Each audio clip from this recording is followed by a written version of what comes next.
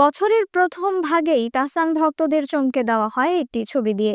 সামাজিক যোগাযোগ মাধ্যমে ছড়িয়ে পড়া সেই ছবিতে দেখা যায় যুক্তরাষ্ট্র প্রবাসী মেকওভার আর্টিস্ট রোজা আহমেদের সঙ্গে দারুণ একটি মুহূর্ত উপভোগ করছেন এই গায়ক অভিনেতা। এরপর দুজনেই ভাসতে থাকেন অভিনন্দনে, শুভেচ্ছা পেতে থাকেন নতুন জীবনের জন্য।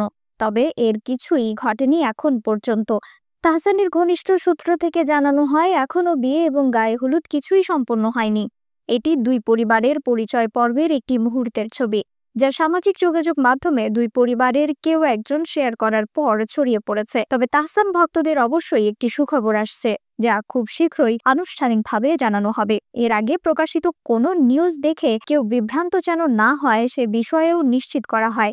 এর আগে 2006 সালের 7 আগস্ট বিয়ের বন্ধনে আবদ্ধ হন তাহসান খান ও অভিনেত্রী মিথিলা।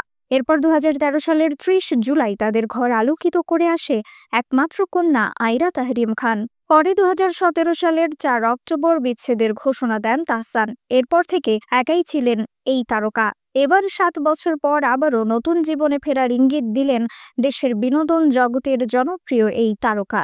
নিউজ ডেস্ক, রিফাত আরা ইসলাম, ভোরের আকাশ।